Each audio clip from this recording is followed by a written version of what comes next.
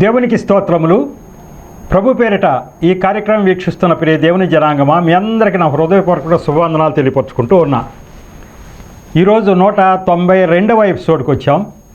Subject అయితే నా దర్శనాలు, ఒకే కోవకు వచ్చినటువంటి దర్శనాలు. అంటే నా యొక్క పిలుపు, నా పిలుపు ఏంటంటే సెపరేట్గా ఒక ప్రవక్త పిలుపులాగా ఇచ్చారు దేవుడు. ఎప్పటికప్పుడు దర్శనాలు చూపిస్తూ ఆ దర్శనాల ప్రకారం నేను సువార్త ప్రకటించాలనేది దేవుడి యొక్క ఉద్దేశ్యం. అందుచేత ఒక ప్రవక్త పిలుపులాగా ఇచ్చి మరి ఆ రకంగా నన్ను సువార్త ప్రకటన చేయమంటం చేత నేను అది తూచా తప్పకుండా ఆయన యొక్క ఆజ్ఞకి విధేయత చూపిస్తూ సువార్త ప్రకటిస్తూ ఉన్నా. ఏ రకంగా సువార్త ప్రకటించాలో ఆయన ఎప్పటికప్పుడు చెబుతూ వస్తాడు. ఈ ప్రవక్త పిలుపులో మరి వచ్చిన దర్శనాలు 100 దర్శనాలు నేను ఒక బుక్ రాశాను, అందరికి పంచడం జరిగింది. దాంట్లో ముఖ్యమైన దర్శనం 93వ దర్శనం గురించి చెప్పుకుంటూ వస్తున్నా. ఆ దర్శనం ఎంత ముఖ్యమైంది అని అంటే, ఇప్పుడు ఆ ఒక్క దర్శనం మీద చాలా ఎపిసోడ్లు వెళ్ళినాయి. ఇంకా చాలా మ్యాటర్ ఉంది. ఆ మ్యాటర్ అంతా కూడా నేను చెప్పుకుంటూ వస్తున్నా. ఎందుకంటే దేవుడు ఆ దర్శనాన్ని బేస్ చేసి అనేక మంది హృదయాలు మలుపు తిప్పాలని ఆయన ఉద్దేశం అయింది. అయితే ఆ దర్శనం చాలా ఎపిసోడ్లుగా చెప్తూ ఉండటం చేత అసలు దర్శనం ఏంటి మర్చిపోయిన వాళ్ళు చాలామంది ఉన్నారు. గత 2 నెలలుగా నేను బహుశా ఈ దర్శనం గురించే చెప్తున్నా. ఆ దర్శనం ఒకసారి మీకు చదివి వినిపించి కిందసారి నేను ఈ మ్యాటర్ ఎక్కడి వరకు చెప్పాను అక్కడి నుంచి మ్యాటర్ కంటిన్యూ చేసుకుంటూ వస్తా. ఆ దర్శనం ఒకసారి మీ అందరికీ ముందుకి ఇంకొకసారి ఎందుకు చెప్తున్నాను తీసుకురావాల్సి వచ్చిందంటే, గత 2 నెలలుగా ఒకే దర్శనం మీద ఈ సబ్జెక్ట్ నడుస్తూ ఉంది. అయితే ఆ మొదటి అప్పుడు ఆ దర్శనంలో నేనేం చూచాను అన్నది మళ్ళీ ఇప్పుడు ఫ్రెష్గా చూస్తున్న వాళ్ళకి మళ్ళీ తెలియట్లేదు. కాబట్టి ఒకసారి మధ్యలో దర్శనాన్ని గుర్తు చేయాల్సిన అవసరం కూడా ఉంది. కాబట్టి ఆ దర్శనం మీకు చదివి వినిపిస్తాను. అది ఒకసారి విన్న తర్వాత ఇదివరకు ఎక్కడ చెప్పాను, ఆ తర్వాత ఎక్కడి నుంచి నేను బిగిన్ చేయాలి అన్న దాని మీద మీకు తెలియపరుస్తాను. ఆ దర్శనం ఎప్పుడు వచ్చిందంటే 17/4/2022, అంటే ఇప్పటికీ 3 సంవత్సరాలు దాటిపోయింది. 3 సంవత్సరాల 6 నెలల దాకా అవుతుంది ఇప్పటికీ. ఏది ఆ దర్శనం వచ్చి, ఆ దర్శనం ఏమని వచ్చింది అని అంటే, అది ఆ తెల్లవారితే ఈస్టర్ పండగ ముందు రాత్రి నాకు ఈ దర్శనం వచ్చింది 1922వ సంవత్సరంలో. తెల్లవారుజామున కలలో ఒక దర్శనం ఎలా కలిగింది. నేను ఒక ఊరిలో ఒక స్కూల్కి వెళ్ళాను. ఆ స్కూల్కి వెళ్ళటం మామూలుగా ఎందుకు వెళ్తాము, ఒక ఇన్స్పెక్టింగ్ అధికారి, స్కూళ్ళు తనిఖీ చేసేటువంటి అధికారిగా ఉన్నాను నేను ఒక ఊరిలో ఒక స్కూల్కి వెళ్ళా తనిఖీ కోసం. అక్కడ చిన్నపిల్లలు పలకా బల్పాలతో స్కూల్లో ఉన్నారు. ఆ స్కూల్లో చాలా పిల్లలందరూ కూడా పలకా బల్పాలు కానీ ఆ బుక్స్తో పాటు అందరూ ఉన్నారు. అందులో కొంతమంది స్కూల్ యూనిఫారం కాక మామూలు డ్రెస్సు ధరించి ఉన్నారు. యూనిఫారం ఆ స్కూల్ పిల్లలందరూ ఒక యూనిఫారం వేసుకుంటారు. కానీ కొంతమంది పిల్లలు మామూలు సివిల్ డ్రెస్సుల్లో ఉన్నారు. వాళ్ళంతా స్కూల్కి వస్తున్నారా అని అక్కడి టీచర్ని నేను అడిగా, అమ్మ ఈ యూనిఫారం లేకుండా పిల్లలు ఉన్నారే, వీళ్ళు కూడా వస్తున్నారా స్కూల్కి అని అడిగా. అవును వస్తున్నారు సార్ అని వారు చెప్పారు. ఆ టీచర్ గారు అన్నారు, అవును సార్ వస్తున్నారు వీరు అన్నారు. వాళ్ళంటే నాకు బాగా ఇష్టం అమ్మా అని చెబుతూ వాళ్ళని పట్టుకొని బోరున ఏడుస్తున్నాను. నేను ఎలా పట్టుకున్నాను అని అంటే, వాళ్ళందరినీ దగ్గర తీసుకుని, ఒక 10 మంది దాకా ఉంటారు ఆ పిల్లలందరూ, అందరి దగ్గర తీసుకుని వాళ్ళ లెవెల్కి వంగి, మోకాళ్ళ స్థాయికి నేను వంగి వాళ్ళందరిని పట్టుకుని ఏడుస్తున్నా. ఏంటి తప్పిపోయిన పిల్లలు దొరికితే ఎట్లా, తండ్రి కానీ తల్లి కానీ అట్లా ఆనందపడితే అట్లా వాళ్ళందరిని దగ్గర తీసుకుని ఏడుస్తున్నా. నేను బోరుని ఏడుస్తున్నాను. నన్ను చూసి ఆ పిల్లలందరూ కూడా బాగా ఏడుస్తున్నారు. ఈ పిల్లలు కూడా చూసి పెద్ద ఆయన వచ్చారు, ఈయన ఎవరో మమ్మల్ని పట్టుకుని ఏడుస్తున్నాడని వాళ్ళకు కూడా ఏడుపు వస్తుంది, వాళ్ళు కూడా ఏడుస్తున్నారు. ఆ ఏడుపులో ఒకరి ఎడల ఒకరికి ఉన్న అపారమైన ప్రేమ వెల్లడవుతుంది. నేను ఎప్పుడు ఏడుస్తున్నానో వాళ్ళు ఏడుస్తున్నారంటే, నేనంటే వారికి ఉన్న ప్రేమ, వారంటే నాకున్న ప్రేమ మాకు వెల్లడైపోతుంది దాంట్లో. అది చాలా సేపు నడుస్తూ ఉంది ఆ సన్నివేశం. అక్కడ ఉన్న టీచర్లు ఈ సన్నివేశం చూచి ఆయన ఏడుస్తున్నాడేంటి, పిల్లలు కూడా ఏడుస్తున్నారు, వాళ్ళ మధ్య ఎంత ప్రేమ ఉందో అన్నట్లు మా వైపు చూస్తున్నా. అక్కడ టీచర్లు అందరూ గుమికూడిపోయారు. నేను స్కూల్ ఇన్స్పెక్టింగ్ అధికారిగా వెళ్ళినప్పుడు స్కూల్ ఇన్స్పెక్ట్ చేస్తాం కానీ ఇలా పిల్లల్ని పట్టుకుని నేను ఏడవటం ఏంటి, ఆ పిల్లలు వచ్చి ఏడవటం ఏంటి. ఆ పిల్లలు ఎవరు, సివిల్ డ్రెస్లో ఉన్నవారు, స్కూల్కి సంబంధించిన వారు కారు. వాళ్ళు వచ్చి వాళ్ళ మీద నేను ఈ ప్రేమ చూపిస్తాం, ఇలా ఏడవటం చూసి పిల్లలు ఏడుస్తున్నారు, ఈయన ఏడుస్తున్నాడు, వీళ్ళ మధ్య ఎంత ప్రేమ ఉంది ఏంటి అని టీచర్లు అందరూ నివ్వెరపోయి చూస్తున్నారు. వాళ్ళందరూ మా వైపే చూస్తున్నారు, ఏంటి ఇలా అని. అట్లా చాలాసేపు జరిగింది, కొన్ని నిమిషాలు అలా జరుగుతూనే ఉంది. మా ప్రేమ అట్లా ఉంది. దాని గురించి నేను అప్పుడు రాసుకున్నటువంటి ఎక్స్ప్లెనేషన్ ఏంటంటే, ఈరోజు ఈస్టర్ పండుగ దేవుని ఎరుగని అన్యజనులను గురించి దేవుడు బాధపడుతున్నాడని, వారు దేవుని వైపు చూచారని తెలియగానే ఆనంద బాష్పాలు కారుస్తూ వారిని పట్టుకుని ఆ ప్రేమ వ్యక్తపరుస్తున్నాడని ఈ కళ ద్వారా దేవుడే నాకు బయలుపరిచారు అని నేను గ్రహించిన విషయం ఏంటంటే, దేవుడు ఈ అన్యజనులు అన్న వాళ్ళు, ఇతర జనులు అన్న వారు సృష్టికర్త అసలు దేవుడు ఎవరా అని ఎప్పుడు తెలుసుకుంటారని ఎంతో తాపత్రయపడుతున్నాడు. ఆయనకి సాధ్యమైన అన్ని విధాలుగా వారికి తెలిసే విధంగా చేస్తున్నాడు. ఇక ఎట్లా సాధ్యమైన విధాలుగా అంటే సువార్త ప్రకటన. చర్చిలు ఉన్నాయండి, చర్చిలో ఉన్నప్పుడు చర్చిలో ఉన్న మెంబర్స్కి పాస్టర్లు వాక్యం చెప్తారు.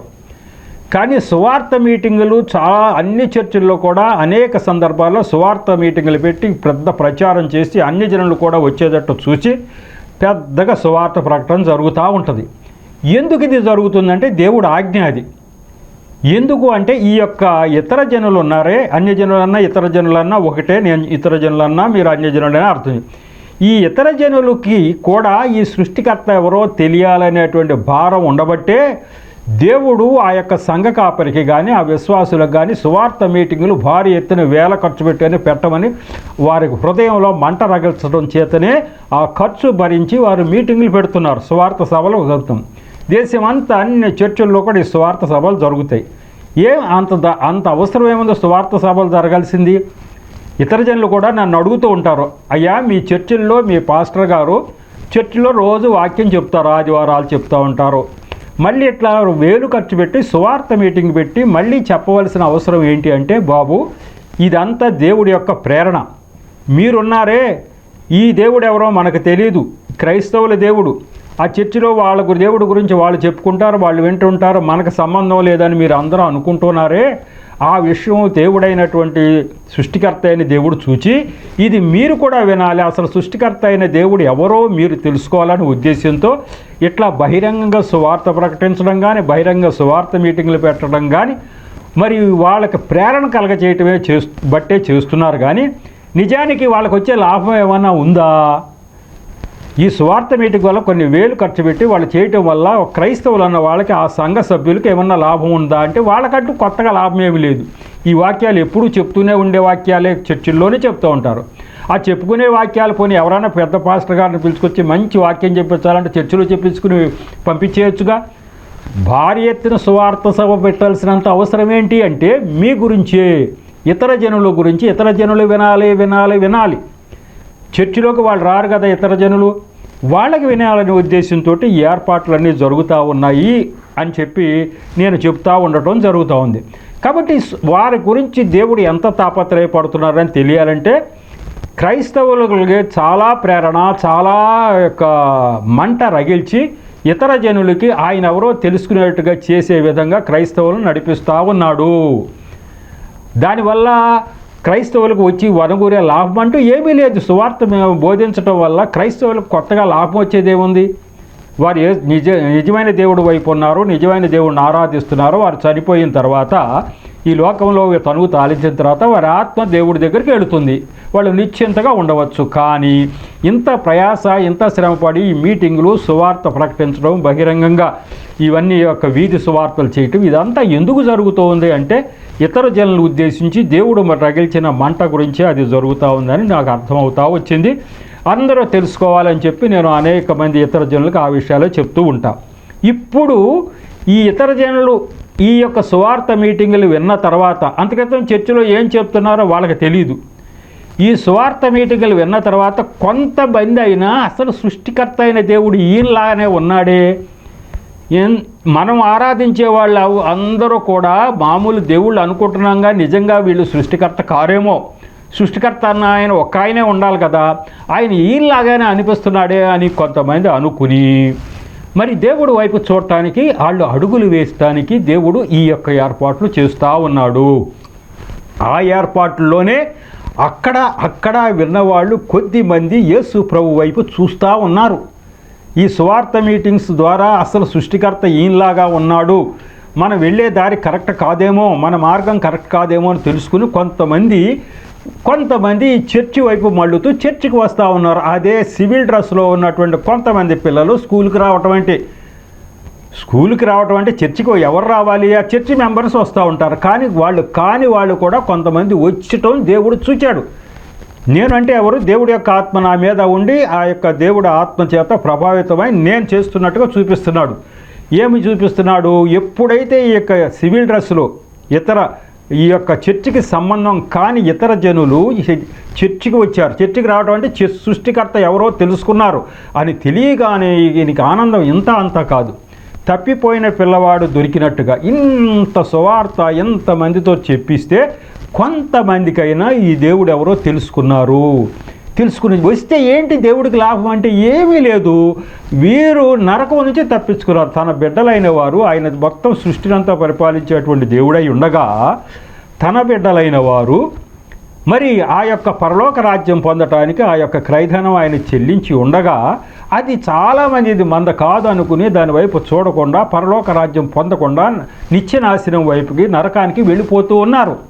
అందులో కొంతమంది ఈయన దేవుడు అని వచ్చారు. అంటే వాళ్ళు నరకం తప్పించుకున్నారు. మన పిల్లలు పెద్ద ప్రమాదం నుంచి తప్పించుకుంటే వాళ్ళని పట్టుకుని గవర్నమెంట్ మనం ఏడవమా? ఎంత పెద్ద ప్రమాదం జరిగేది బాబు, అది తప్పిపోయింది అని చెప్పి వాళ్ళని పట్టుకుని ఏడవమా?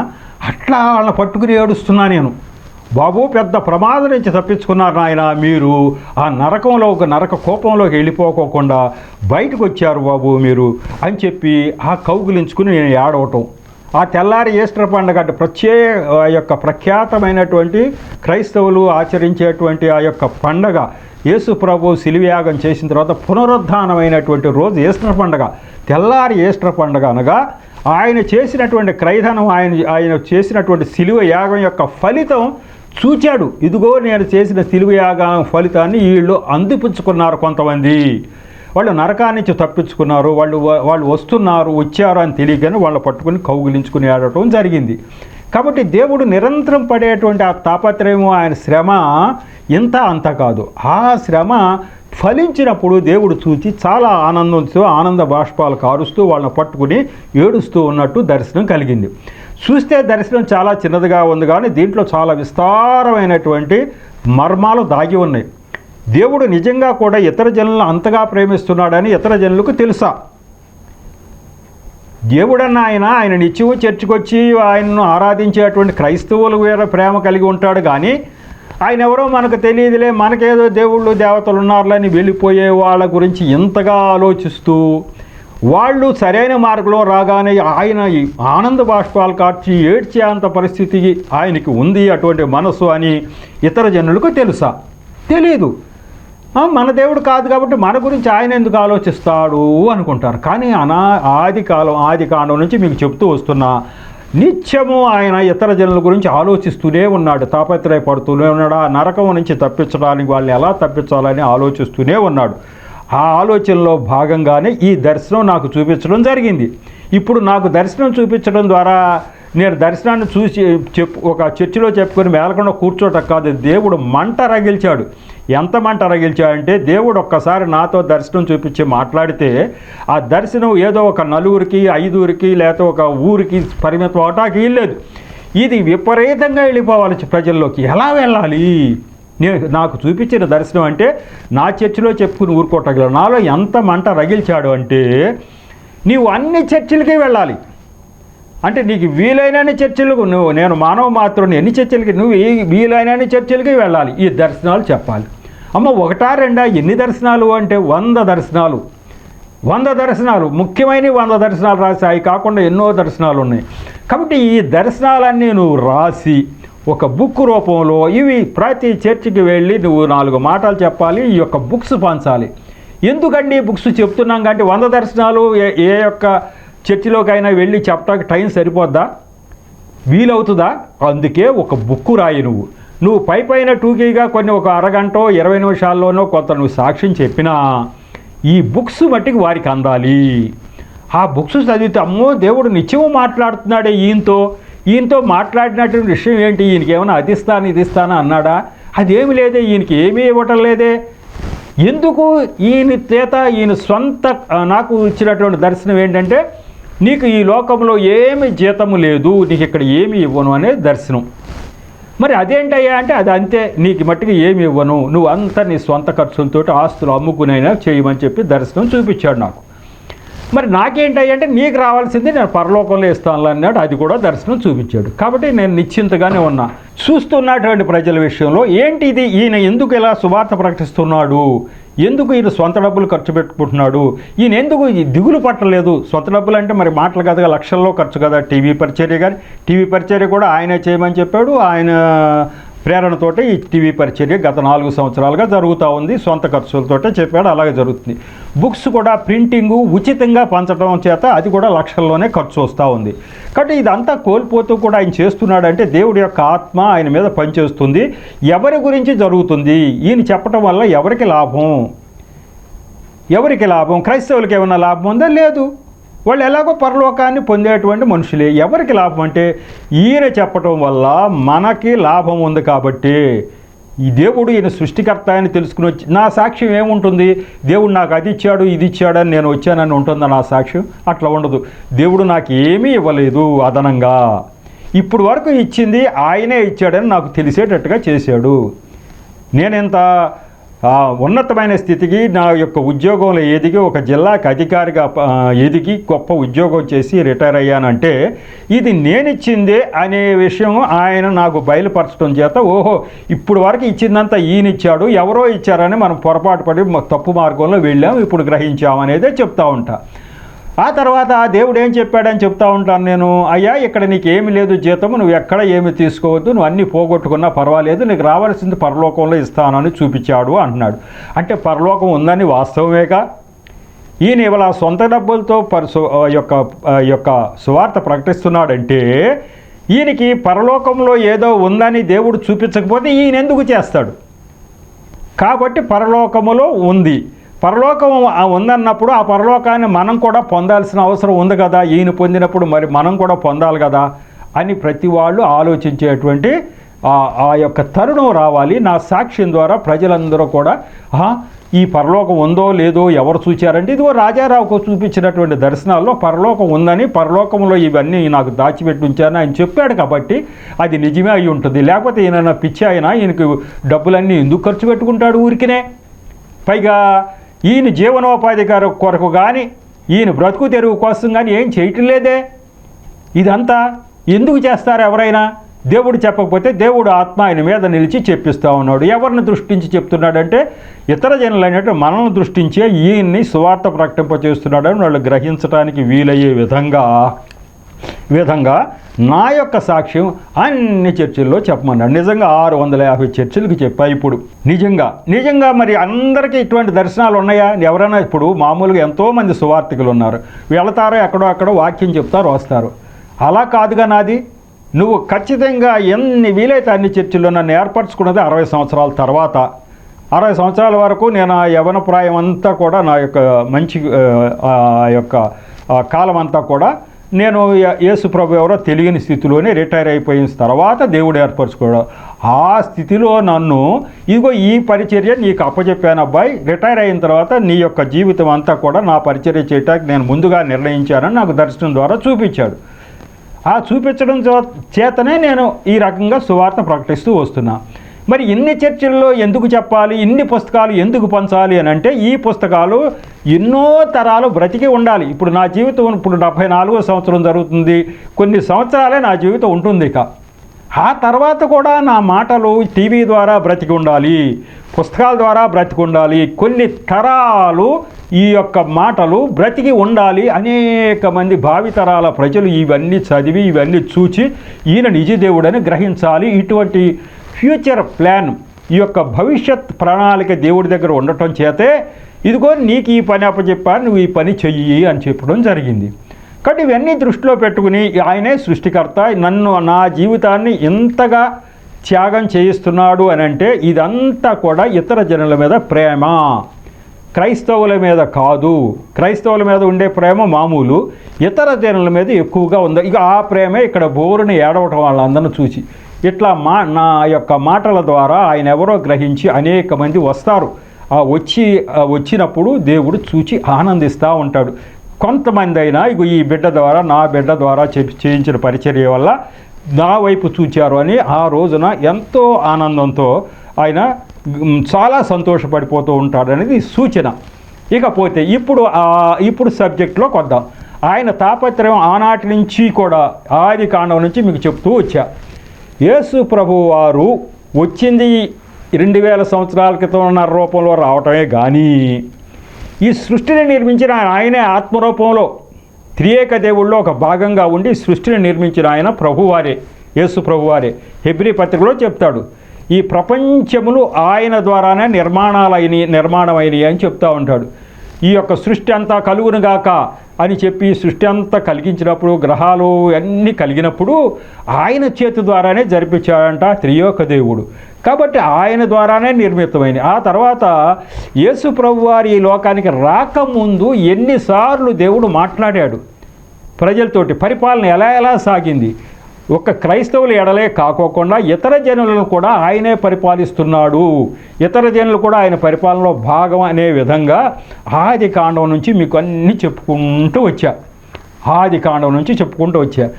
ఎందుకు చెప్తున్నాను అంటే ఈ దేవుడు క్రైస్తవుల యొక్క దేవుడే కానీ మన అందరికీ సంబంధం లేదు అని చాలామంది అనుకోవటం నేను చూచా. నేను కూడా అదే అనుకున్నా. నేను రిటైర్ అయిపోయిన తర్వాత 2 ఏళ్ల వరకు కూడా నేను ఒక అన్య మార్గంలో ఉన్నాను. యేసు ప్రభు మన దేవుడు కాడు అనుకుంటూ నా దేవుళ్ళు ఎవరో దేవుళ్ళు అనుకుని ఎన్నో తీర్థయాత్రలు తిరుగుతున్న రోజుల్లో రవ్వంతా కూడా యేసు ప్రభు వారు సృష్టికర్త అనేటువంటి భావన నాకు కలగల. ఎన్ని స్వార్థ మీటింగులు విన్నా కూడా వాళ్ళందరూ ఏం చెప్తా ఉన్నారంటే దేవుడు స్వస్థపరుస్తాడు, లేకపోతే దేవుడి వైపు చూస్తే మీకున్న ఇబ్బందులన్నీ పోతాయని చెప్తున్నారు. అప్పుడు నేనేమనుకున్నానంటే పోన్లే, నాకు ఇబ్బందులు పోకపోయినాయి, నేను ఎందుకు యేసు ప్రభువుని నమ్మాలి?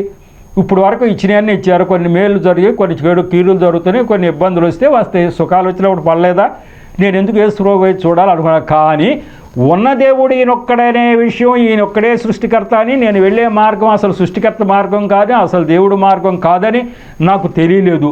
అంత వివరంగా మరి నాకు అర్థమయ్యేటట్టు కూడా ఎవరూ చెప్పలేదు, నేను కూడా ప్రయత్నం చేయలే. ఆయన వదిలేశాడా దేవుడు?